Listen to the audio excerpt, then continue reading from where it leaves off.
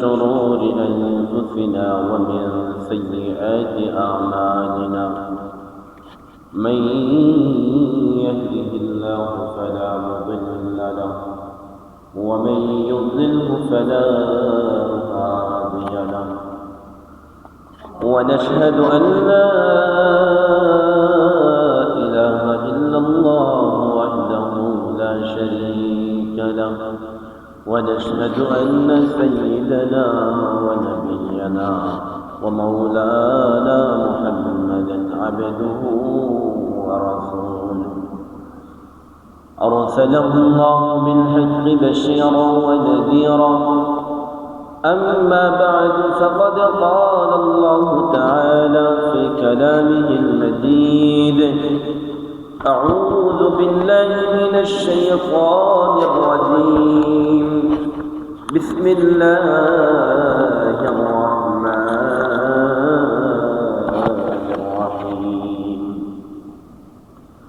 رب اشرح لي صدري ويسر لي أمري واحلل عقدة من لساني يفقه قولي واجعل لي وزيرا من أهلي وقال رسول الله صلى الله عليه وسلم إن الله لا يظلم الناس شيئا ولكن الناس أنفسهم يظلمون أو كما قال عليه الصلاة والسلام وقال تعالى إن الله وملائكته يصلون على النبي يا أيها الذين آمنوا صلوا عليه وسلموا تسليما اللهم صل على سيدنا مولانا محمد وعلى آله سيدنا مولانا محمد اللهم صل على سيدنا وعلى آله سيدنا مولانا محمد اللهم صل على سيدنا مولانا محمد وعلى آله سيدنا مولانا محمد সর্বপ্রথম আমরা সেই মহান রব্বুল আলামিনের দরবারে লক্ষ কোটি অগণিত শুকর পাঠ করছি যে মহান রব্বুল ইজ্জত আমাদের সকলকে আমরা নগণ্য গুনাহগার হওয়া সত্ত্বেও রব্বুল ইজ্জত এলাকার হাজার হাজার মানুষ থেকে বাছাই করে আমাদের মতো নগণ্য ক্ষুদ্র নিকৃষ্ট মানুষকে আল্লাহ পাক এত ইজ্জত দিয়েছেন, এত সম্মান দিয়েছেন যে পৃথিবীর বুকে সবচেয়ে সেরা জায়গা, সপ্তাহের সেরা দিনে আমাদেরকে আগে আগে আল্লাহর মসজিদে আসার বসার, কোরআন হাদিস থেকে কিছু কথা বলার এবং শোনার তৌফিক দান করেছেন। এজন্য আমরা সকলেই আমাদের অন্তরস্থল থেকে বড় আওয়াজে মুহাব্বতের সহিত পড়ি আলহামদুলিল্লাহ।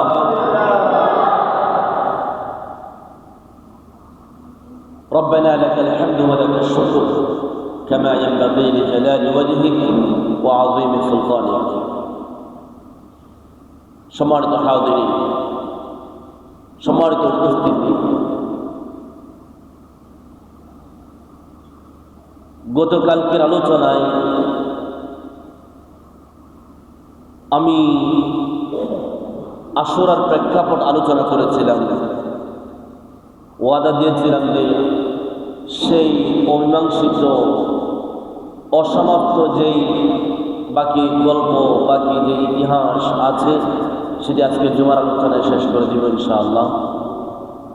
সেই হিসেবে আমি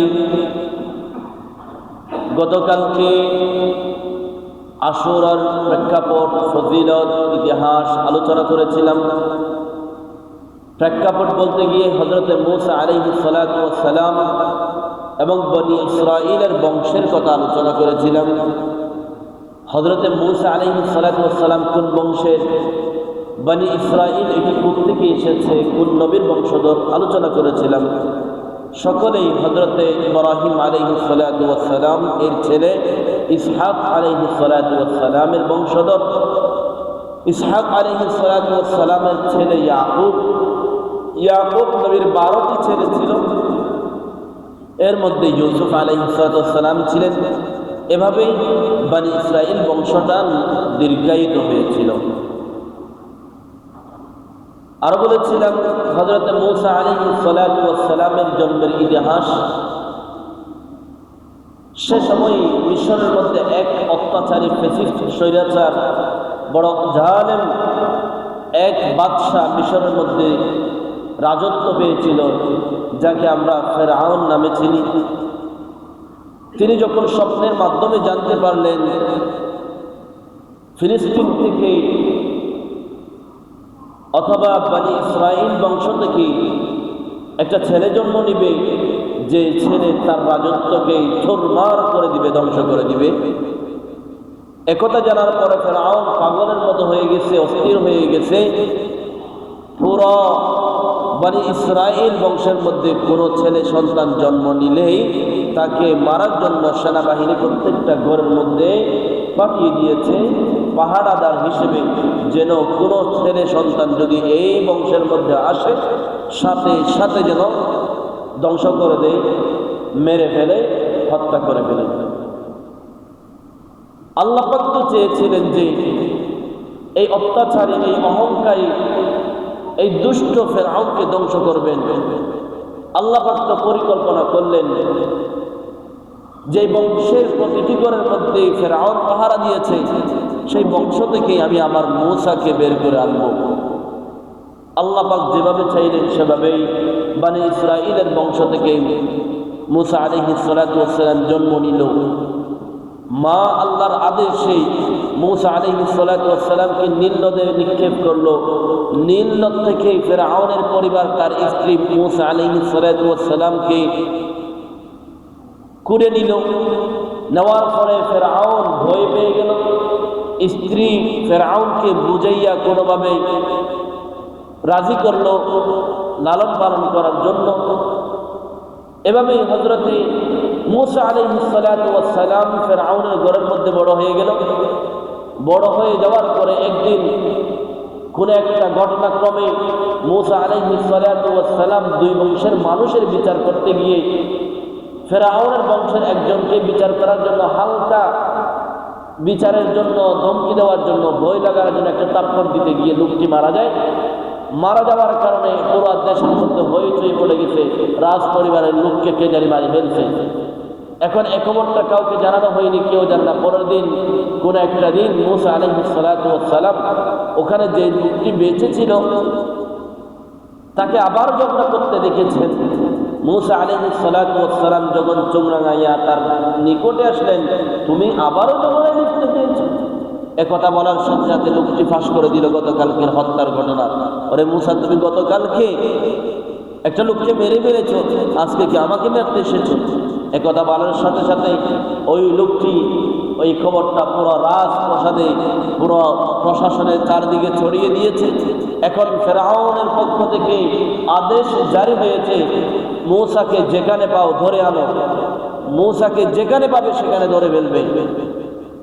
এখন হযরতে মূসা আলাইহিস সালাতু ওয়াস সালাম আল্লাহ পাকের আদেশে তার সেই দেশ মিশর ত্যাগ করলেন, হিজরত করলেন।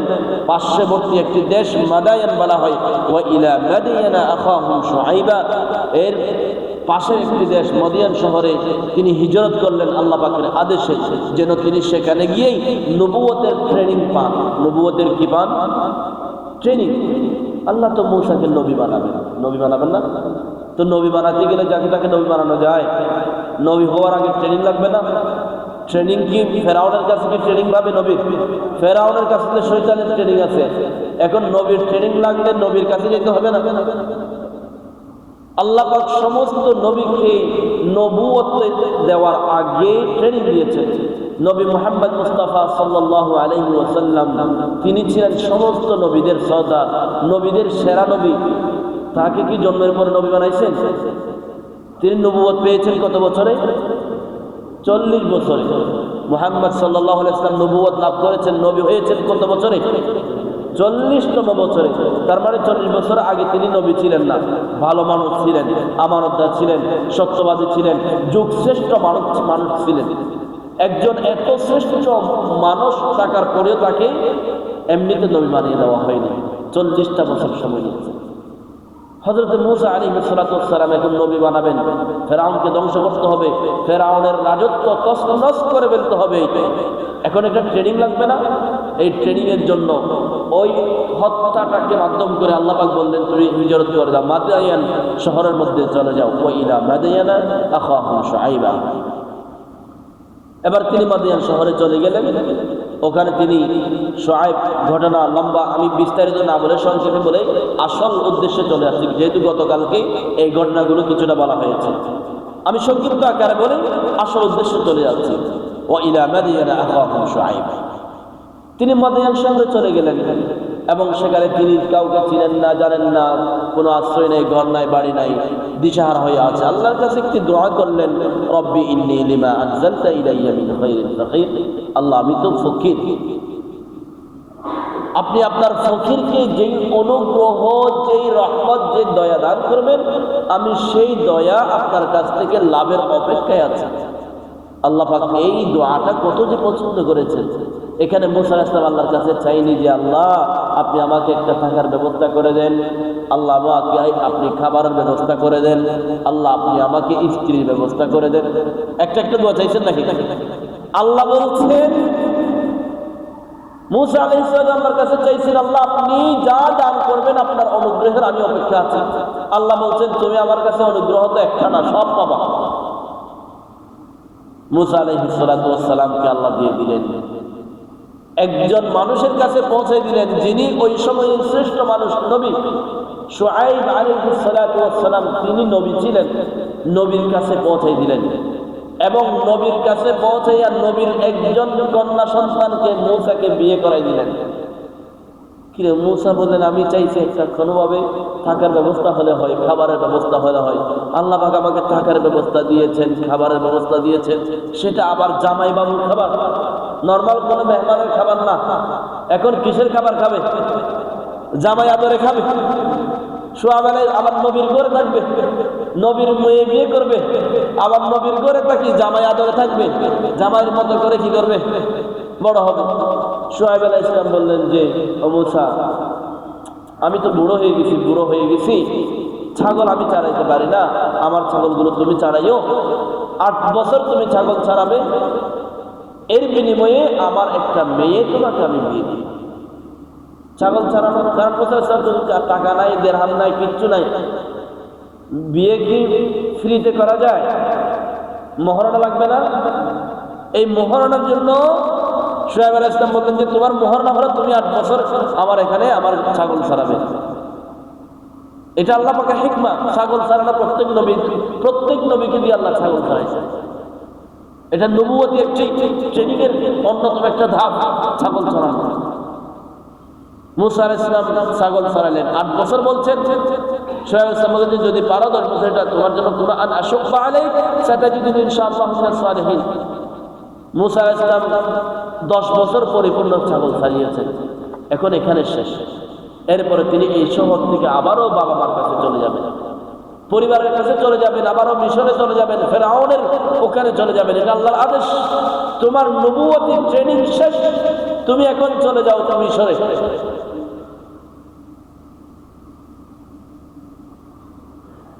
এরপরে হযরত মূসা আলাইহিস সালাতু ওয়াস সালাম মিশরে চলে যাবেন। রাস্তা পার হচ্ছেন, পাহাড়ে গিরিপথ দিয়ে যাচ্ছেন, পথের মধ্যে অন্ধকার। তখন কি আমাদের এই সময়ের মতো রাস্তাঘাটে আলো ছিল, কারেন্ট ছিল, বিদ্যুৎ ছিল?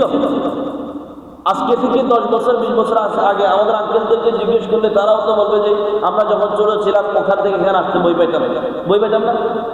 ওই যে মেইন রোডে বা কুমিরা স্টেশন থেকে এখানে রাতে মাগরিবের পর আসতে যেত, বই লাগতো না, লাইট ছিল, কারেন্ট ছিল। কারেন্ট থাকলেও ঘরে ঘরে মাগরিবের পরে যার যার লাইট বন্ধ। ব্যবস্থা এরকম ছিল না আপনাদের সময়ে? তো তখনের সময় কত অন্ধকার ছিল। এখন মুসা আলাইহিস সালাম মিশরে যাবেন, এক দেশ থেকে আরেকটা দেশে যাবেন, তাও হেঁটে হেঁটে, গুটগুটে অন্ধকার, লাইটের দরকার আছে। আবার ওনার স্ত্রী গর্ভবতী, অসুস্থ, এখন অন্ধকারে চলতে কষ্ট হয়, তার একটি লাইট আলোর দরকার অথবা আগুনের দরকার। তিনি দীর্ঘক্ষণ হাঁটলেন, হাঁটার পরে আগুন খুঁজতে লাগলেন, লাইট একটু আলো খুঁজতে লাগলেন। কিছুক্ষণ পরে হাল আতাকা হাদিসু মূসা ইয রাআ নারান ফাকালা লিআহলিহি কুতু ইন্নী আনাস্তু নারান লাআল্লী আতীকুম মিনহা বিকবাসিন আও আজিদু আলান নারি হুদা। হযরত মূসা আলাইহিস সালাতু ওয়াস সালাম অন্ধকার, গুটগুট অন্ধকারে যাত্রা শুরু করলেন। যাত্রা পথের মধ্যে তিনি দূর থেকে একটু আগুনের শিখা দেখলেন, আগুনের লেলিহা দেখলেন, আগুনের আলো দেখতে পেলেন।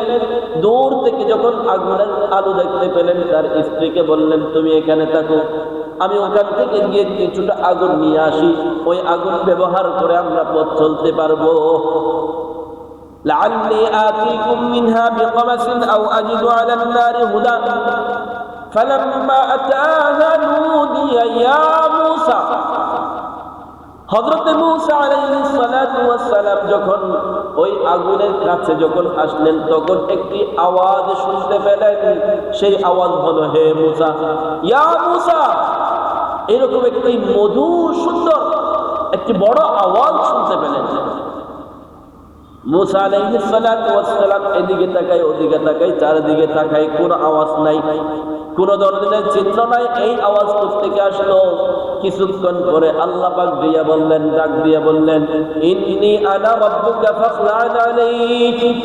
হে মূসা, আমি তোমার রব, আমি তোমার আল্লাহ বলছি, আনা রাব্বুল আলামিন, আমি তোমার রব বলছি। ফাখলা'ন আলাইক ইন্নাকা বিল ওয়াদিল মুকদ্দাসি তুওয়া। তুমি এক পবিত্র জায়গার মধ্যে এখন অবস্থান করছো, দাঁড়িয়ে আছো। যেই জায়গার মধ্যে তুমি দাঁড়িয়ে আছো এটা একটা পবিত্র জায়গা, পবিত্র ভূমি। এই আগুন কোনো সাধারণ আগুন ছিল না, তোমাকে আমার কাছে ডাকার জন্য একটা নিদর্শন ছিল। ইন্নাকা বিল ওয়াদিল মুকদ্দাসি তুওয়া, পবিত্র জায়গার মধ্যে তুমি দাঁড়িয়ে আছো। ফাখলা'ন আলাইক, তোমার জুতা খুলে আসো, জুতাগুলা খুলে পবিত্র জায়গার মধ্যে দাঁড়াও। وأنا اخترتك فاستمع لما يوحى। মুসা শুনো, আমি তোমাকে নবী হিসেবে নির্বাচন করলাম। তোমাকে ফেরাউনের অত্যাচার থেকে, জুলুমের অবস্থার মধ্যে তোমার মায়ের গর্ভ থেকে আমি তোমাকে আনি, নীল নদে নিয়ে গেলাম। নীল নদ থেকে আবার ফেরাউনের ঘরে তোমাকে কৌশল আমি বড় করলাম। আবার তোমার নবুয়তি ট্রেনিং এর জন্য তোমাকে শুআয়ব আলাইহিস সালাতু ওয়াস সালামের কাছে আনলাম, মাদায়েন শহরে আনলাম। তোমাকে পরিপূর্ণ করার জন্য ওই শহরের মধ্যে তোমার ব্যবস্থা করে দিলাম। তোমার এখন নবুয়তের সময়। ওয়া আনা ইখতারতুক, আল্লাহ বলছেন তোমাকে আমি নবী হিসেবে নির্বাচন করলাম। ফাসতামি' লিমা ইউহা, এখন আমি যা বলবো তা মনোযোগ দিয়ে শুনবে। ইন্নানি আনাল্লাহ, ও মুসা আমি তোমার রব, আমি আল্লাহ। লা ইলাহা ইল্লা আনা ফা'বুদনি, আমি আল্লাহ ছাড়া অন্য কোনো ইলাহ নাই। কারো ইবাদত করা যাবে না, কারো কাছে নত করা যাবে না, কারো কাছে সিজদা করা যাবে না, কাউকে প্রভু হিসেবে মানা যাবে না। ফা'বুদনি, ইবাদত একমাত্র আমারই করবে। ওয়া আকিমিস সালাতা লিযিকরি, এখন থেকে তুমি নামাজ আদায় করবে আমার স্মরণে। আল্লাহ পাক নবী মূসা আলাইহিস সালাতু ওয়াস সালামকে নবুয়তের প্রথম ধাপ, প্রথম কথা শিক্ষা দিয়ে দিলেন, তাওহীদ মানবে, আল্লাহ ছাড়া কাউকে মানবে না। প্রথম দায়িত্ব নামাজ পড়বে, জিকির করবে। ইন্নাস সাআতা আতিয়াতুন আকাদু উখফিহা, মনে রাখবা অবশ্যই অবশ্যই কিয়ামত আসবে, খুব সন্নিকট সময়ে আসবে। কিয়ামতের সময় বেশি দূরে নাই, কিয়ামত অবশ্যই আসবে। লিতুজা কুল্লু নাফসিন বিমা তাসআ, এই কিয়ামতের ময়দানে প্রত্যেক মানুষের আমলনামার হিসাব বদলা তাদেরকে দেওয়া হবে। ফালা ইয়াসুদ্দান্নাকা আনহা মান লা ইউমিনু বিহা ওয়াত্তাবা হাওয়াহু ফাতারদা। ও মূসা, যারা ঈমান আনে না, যারা আমি আল্লাহকে মানে না, যারা কাফের, তাদের কোনো কথাই যেন তোমাকে যেন তারা পাগল করতে না পারে, তোমাকে যেন তাদের মতো যেন অবাধ্য করতে না পারে, কথা তুমি খেয়াল রাখবে। এরপরে হযরত মূসা আলাইহিস সালাতু ওয়াস সালামকে আল্লাহ বললেন, ওয়া মা তুলকা বিয়ামিনিকা ইয়া মূসা। তুর পাহাড়ের মধ্যে ওই পবিত্র স্থানের মধ্যে আল্লাহ পাক নবুয়তি দান করে দিয়েছেন, নবী বানাইয়া দিয়েছেন। এরপরে তাকে কিছু নিদর্শন মুজিজা দিতে হবে। তো নবী হিসেবে কিছু শ্রেষ্ঠত্ব, কিছু আকর্ষণ, কিছু নিদর্শন তো দেওয়া লাগবে। এখন সেই নিদর্শন দিবেন। আল্লাহ বলছেন, ওয়া মা তিলকা বিয়ামিনিকা ইয়া মূসা। মূসা, তোমার হাতে এটা কি? হযরত মূসা বললেন, ক্বালা হিয়া আসাই। আল্লাহ, এটা আমার তো লাঠি। আতাওয়াক্কাউ আলাইহা, এই লাঠি দিয়ে বড় করে আমি হাঁটি। ওয়া আহুশু বিহা আলা গনামি, আমি ছাগল ছাড়াইলেও এই লাঠি ব্যবহার করি। ওয়ালিয়া ফিহা মাআরিবু উখরা, শুধু তাই নয়, এই লাঠি দিয়ে আমি অনেকগুলা কাজ করি। এখানে অনেকগুলা ব্যাখ্যা আছে কেন তিনি এক কথার উত্তরে অনেকগুলো এত কথা বলছেন। যেহেতু আমি আসল গল্পে যাচ্ছি, গল্প আকারে কোরআনের আয়াত দু একটা পড়ে যাচ্ছি। এবার আল্লাহ বললেন, ক্বালা হিয়া আসাই ক্বালা আলকিহা ইয়া মূসা। আল্লাহ পাক বললেন, হে মূসা, তোমার হাতের লাঠিটা এবার ছেড়ে দাও, মাটির মধ্যে ফেলে দাও। ফাআলকাহা ফাইযা হিয়া হাইয়াতুন তাসআ। মূসা আলাইহিস সালাতু ওয়াস সালাম তার হাতের লাঠি ছাড়ার সাথে সাথে বড় একটি সাপের মধ্যে পরিণত হয়ে গেল। ক্বালা খুযহা ওয়া লা তাখাফ। হযরত মূসা ভয় পেলেন, আতঙ্কিত হয়ে গেলেন। আল্লাহ বললেন, লা তাখাফ ওয়া লা তাহজান। মূসা, ভয় পেও না, তুমি তোমার লাঠিকে আবার ধরো। সানুঈদুহা সীরাতাহাল উলা, তোমার এই লাঠিকে আমার সেই আগের অবস্থায় ফিরিয়ে দিব। সুবহানাল্লাহ, একটা মুজিজা দিলেন। এরপর আরেকটা মুজিজার কথা বললেন। এরপরে আল্লাহ পাক বললেন, ওয়াদমু বিয়াদাকা ইলা জানাহিক। মূসা, তোমার হাতটাকে বুগলের নিচে রাখো। তাখরুজু বাইদা মিন গায়রি সুইন আয়াতান উখরা, তোমাকে অন্য একটি নিদর্শন হিসেবে তুমি তোমার হাতটাকে বগলের নিচে রাখবে। এই বগলের নিচ থেকে আমি আলো বের করে দিব। তুমি তো রাতে অন্ধকারে হাঁটতে পারো না, রাস্তায় যে চলার কোনো লাইট নাই, আলো নাই, তুমি আলোর জন্য পাগল হয়ে এখানে খুঁজতে এসেছ, তুমি একটু বগলে হাত দাও তো। আল্লাহ পাক বললেন, ওয়াদমুম ইয়াদাকা ইলা জানাহিক তাখরুজু বাইদা মিন গায়রি সুইন আয়াতান উখরা, এই বগলের নিচ দিয়ে আমি তোমার লাইট চালু করে দিব। লাইট লাগবে না, বগলের নিচে হাত দিবা, শুধু লাইট দেখাবা, যেদিকে যাবে দেখবা, মানুষকে এগুলা দেখাবা তোমার মধ্যে কি আল্লাহ পাক মুজিজা দিয়েছে। লিনুরিয়াকা মিন আয়াতিনাল কুবরা, আল্লাহ পাক বললেন, এই নিদর্শন তোমাকে দিলাম তুমি যেন বুঝতে পারো এটি আল্লাহ পাকের একটি মুজিজা। এরপরে আল্লাহ পাক নবী মূসাকে নবী বানাইলেন, মুজিজা দিলেন। এখন দায়িত্ব দিবেন, এখন কাজ দিবেন। আল্লাহ পাক বললেন, ইযহাব ইলা ফিরআউনা ইন্নাহু তাগা। আল্লাহ পাক বললেন, মূসা, এবার তুমি ফিরআউনের কাছে যাও। সে বড় অবাধ্য হয়ে যাচ্ছে, বড় স্বৈরাচার হয়ে গেছে, বড় জালেম হয়ে গেছে, বেশি অন্যায় করছে, মানুষের উপর বড় জুলুম করছে, বনি ইসরাইলকে বড় অত্যাচার করছে। এখন তুমি ফিরআউনের কাছে যাবে। ক্বালা রাব্বি ইশরাহ লি সাদরি ওয়া ইয়াসসির লি আমরি ওয়াহলুল উকদাতাম মিন লিসানি ইয়াফকাহু কওলি। হযরত মূসা বললেন, আল্লাহ, আমি আপনার কাছে দোয়া চাই, আপনি আমার বক্ষ খুলে দিবেন, আমার বিষয়টাকে সহজ করে দিবেন, আমার জড়তাকে আপনি দূর করে দিবেন, আমার কথা যেন মানুষ সহজে বুঝতে পারে। এটা হলো, আমরা এটা সাধারণত মেধা বৃদ্ধির জন্য, আমাদের বাকশক্তি বৃদ্ধির জন্য এই দোয়াটা পড়ি। এই দোয়াটার মূল শিক্ষা এখান থেকে এসেছে।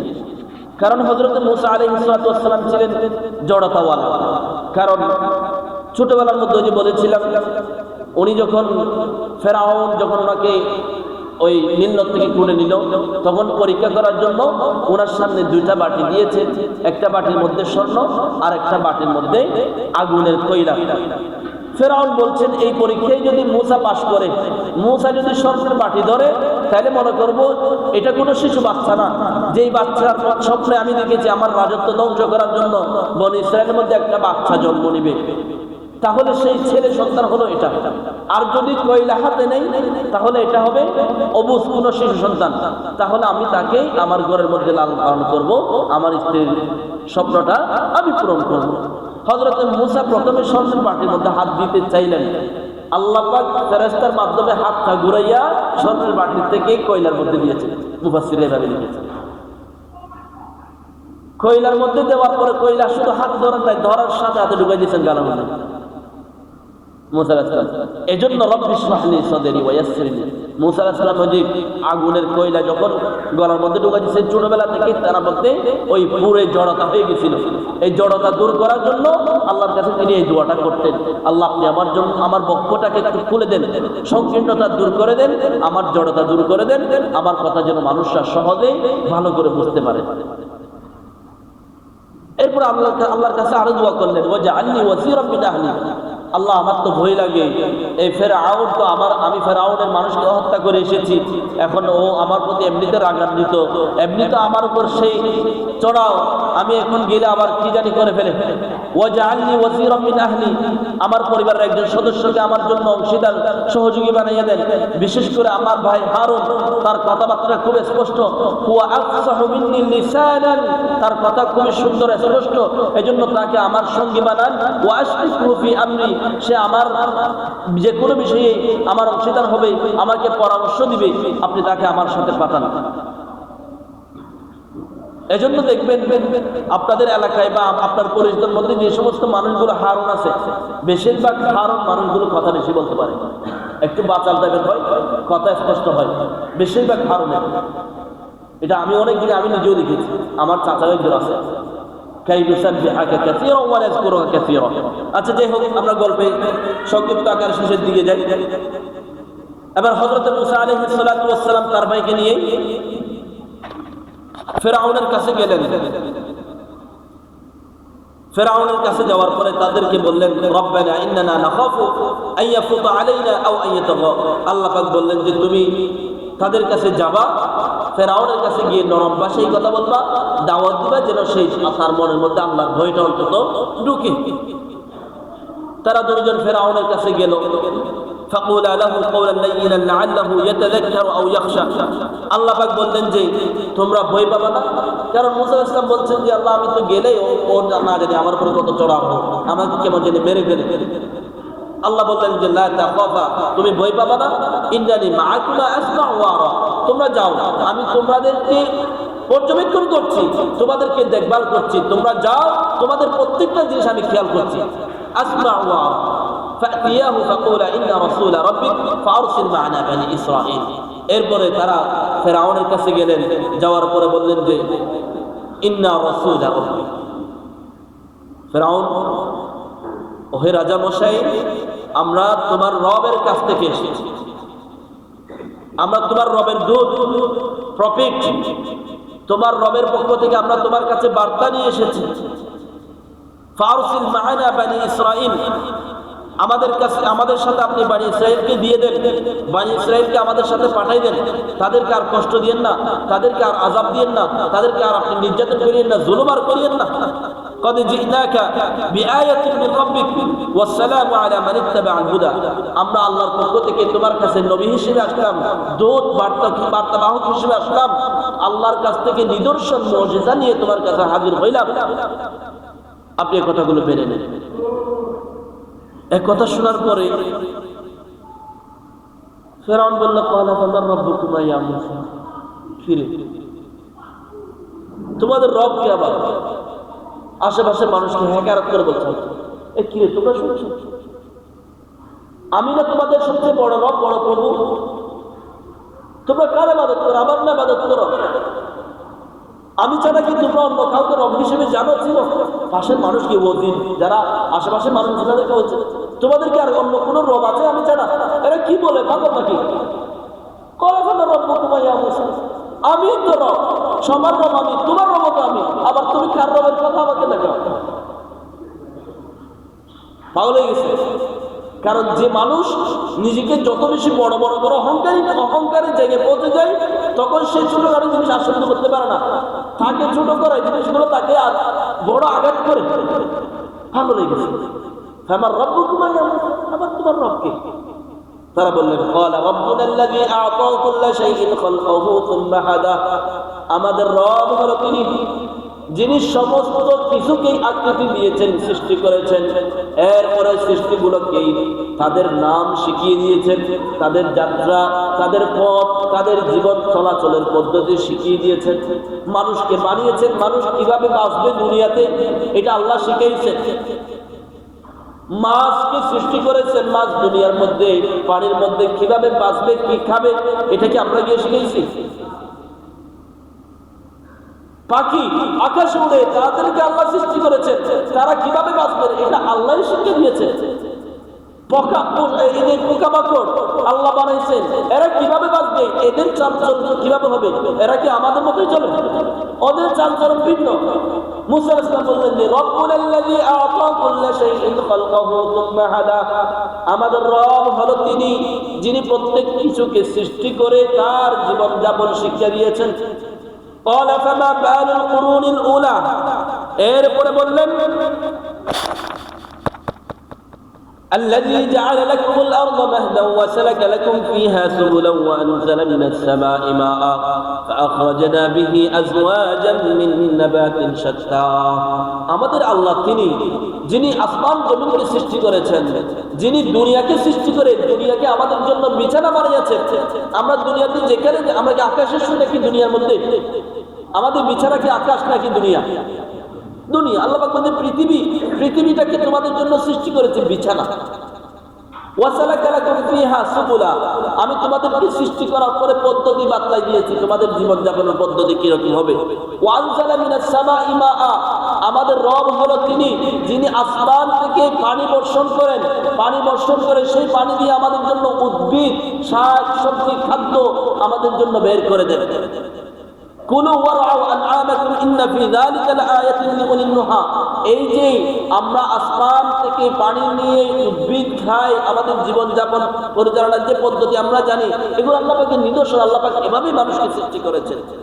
মিনহা খালাকনাকুম ওয়া ফিহা নুঈদুকুম, আমাদের আল্লাহ তিনি যিনি মাটি থেকে আমাদেরকে সৃষ্টি করেছেন, আবার তিনি আমাদেরকে মাটির কাছে নিয়ে যাবেন, আবার তিনি মাটি থেকে আমাদেরকে কিয়ামতের ময়দানে তুলবেন। আমাদের রব তিনি। ওয়ালাকাদ আরাইনাহু আয়াতিনা কুল্লাহা ফাকাযযাবা ওয়া আবা, আল্লাহ বলছেন এই ফিরআউনকে ওই সময় আমি আমার যত নিদর্শন আছে সবটাই দেখাইছি, কিন্তু এই ফিরআউন মানে নাই, অবাধ্য হয়েছে, মিথ্যা কথা বলেছে, বেয়াদবি করেছে, অস্বীকার করেছে।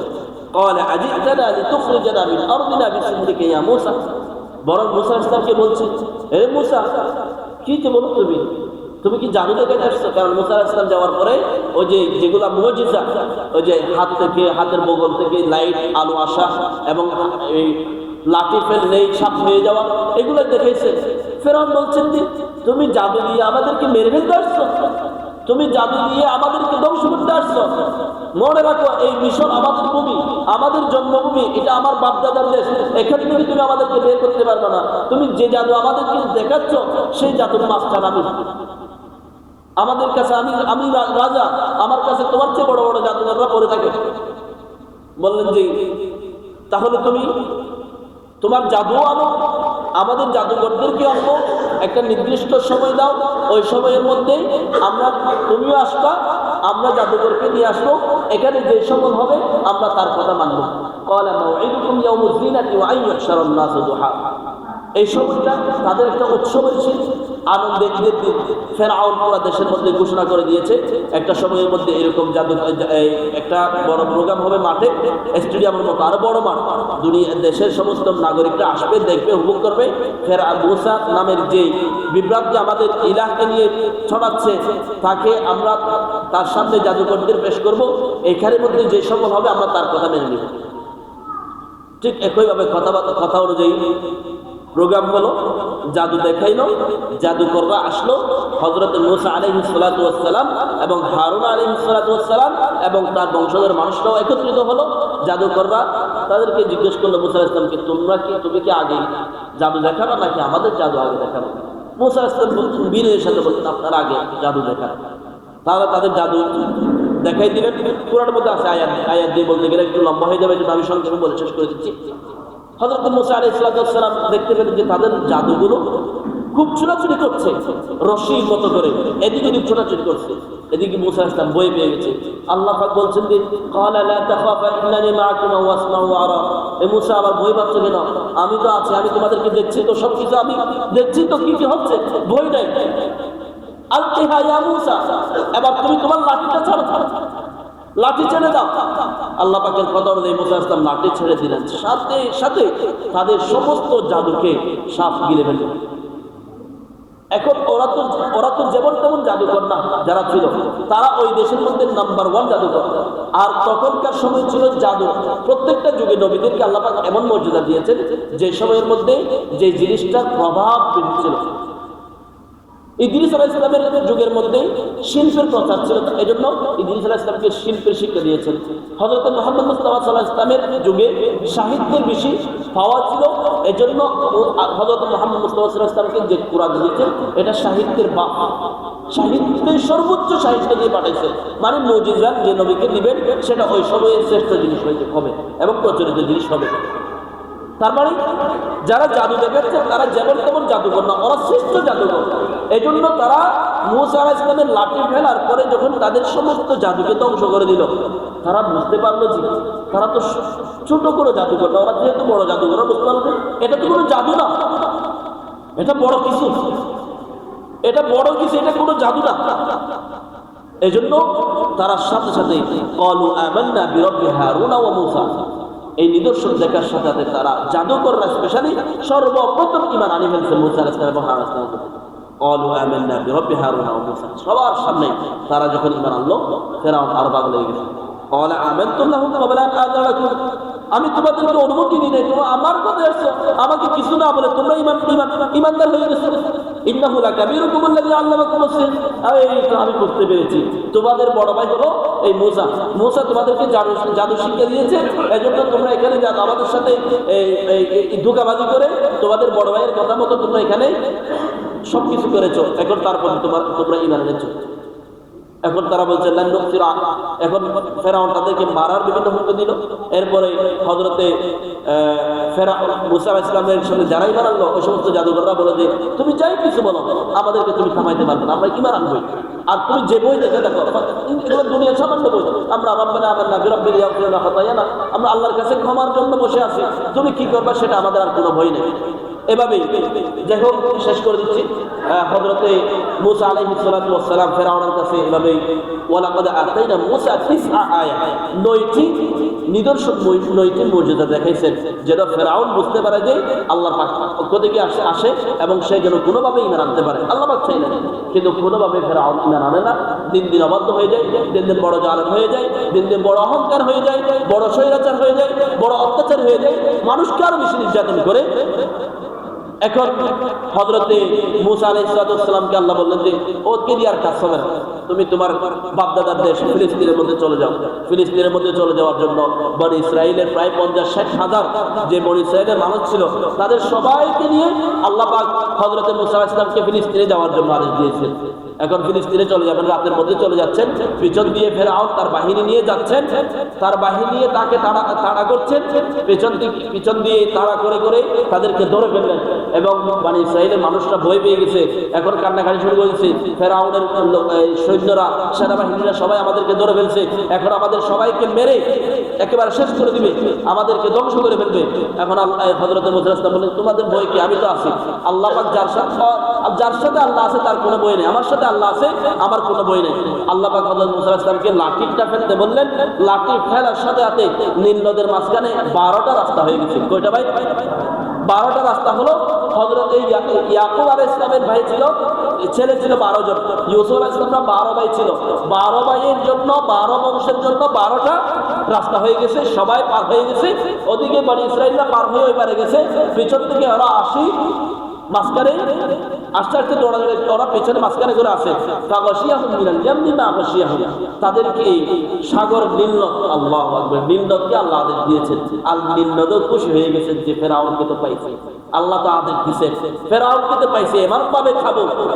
মানে এটা কোরআন মধ্যে বলছে